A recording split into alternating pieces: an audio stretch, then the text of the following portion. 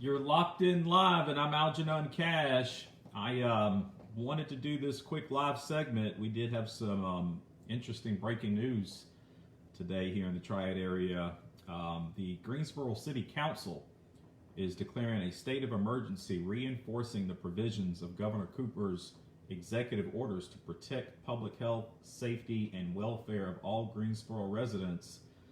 Mayor Vaughan stated this enhanced state of emergency does not include additional regulations, but moreover, this is an effort to reinforce existing regulations, allowing the city manager to deploy employees as needed.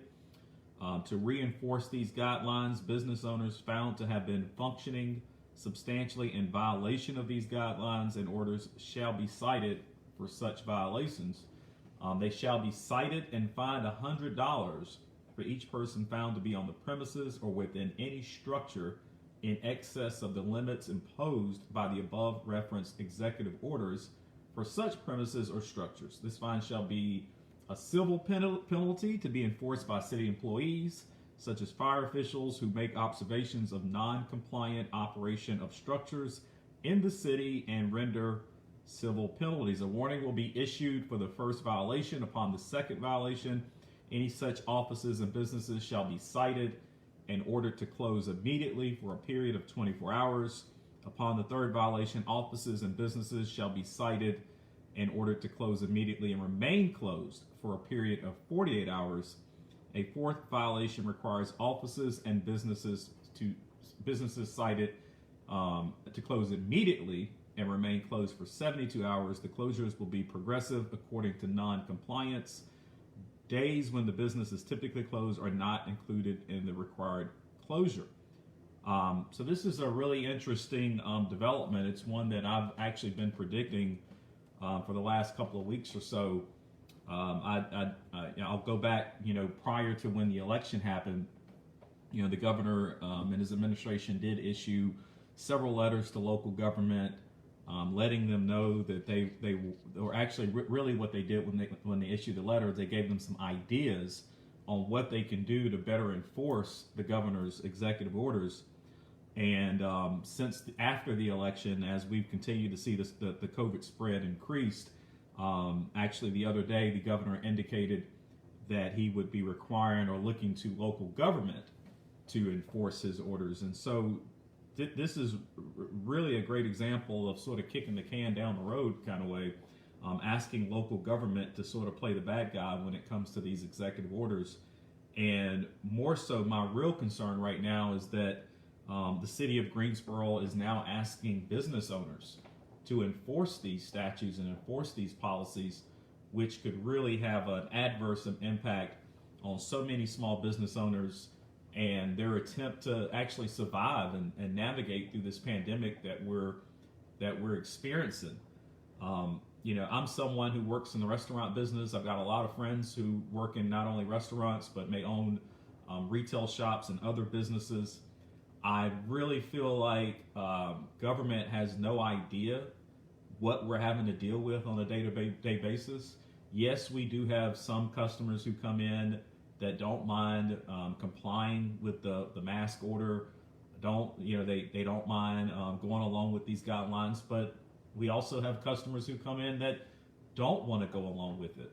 And I think we're in a really dangerous position when we start to ask businesses to shoulder the burden of customers, adult customers who don't want to go along with these guidelines. I mean, you could have a small business that ends up having to pay an exorbitant amount of money in fees and penalties simply because they could not get a customer to follow a guideline. I've seen situations even in my own restaurants where customers have walked out because they don't want to wear the mask, or they have walked out. I've also likewise seen customers walk out because they saw other customers that were in there with a mask. And so business owners are really already in a very precarious situation when it comes to interacting with their customers and obviously trying to keep their employees safe. And it's just completely not helpful whatsoever for local government to come along and threaten to penalize small business owners basically for the behavior of their customers. So I still predict that we still may see the state take additional action in regards to COVID restrictions.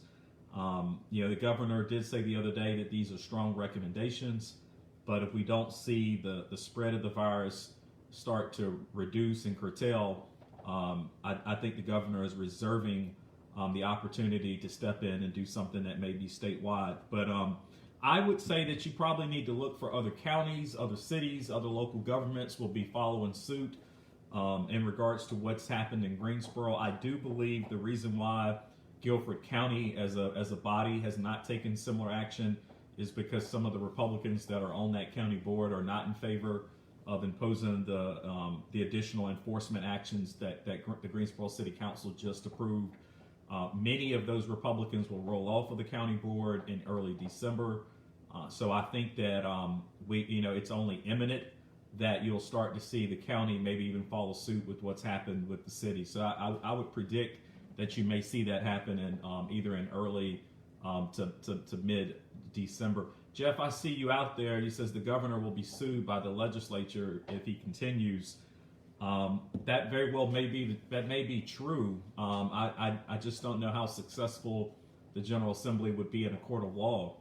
Right now, under this Emergency Powers Act that the governor is operating under, it gives him really broad power to do a lot of the things that he's doing. I think all of us, especially my audience, have been receiving a civics lesson. A lot of people didn't know the governor and government in general had as much power as they have. To be able to tell you that you can't gather, you can't have so many people in your business at one time, the mask mandates and all the other restrictions that we've seen come out of the governor's administration this year. I think it's really been an eye-opening civics lesson for so many.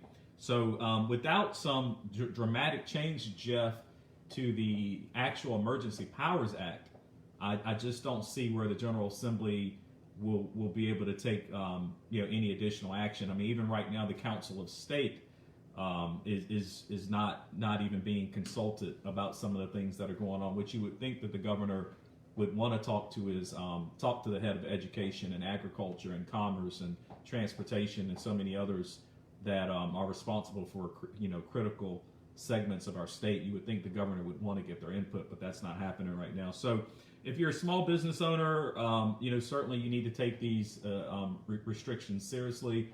I do think that Greensboro has sort of went in the wrong direction here, asking small business owners to pay a penalty for irresponsible behavior on the behalf of their customers.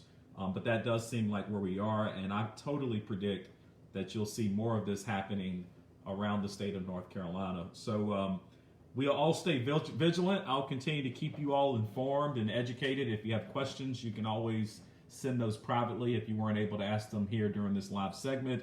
I always want to take a moment to encourage you to go out and subscribe to our YouTube channel. Lots of content going up there almost on a daily basis. I'm also on Instagram if you want to go follow me there, Twitter as well. And just in the matter of the next couple of weeks, we'll be relaunching the Locked In podcast. And so we'll have some information for you on that. We'll hopefully you will subscribe. So hope everyone has a great weekend. Thank you for joining me for this quick live segment. And y'all stay locked in.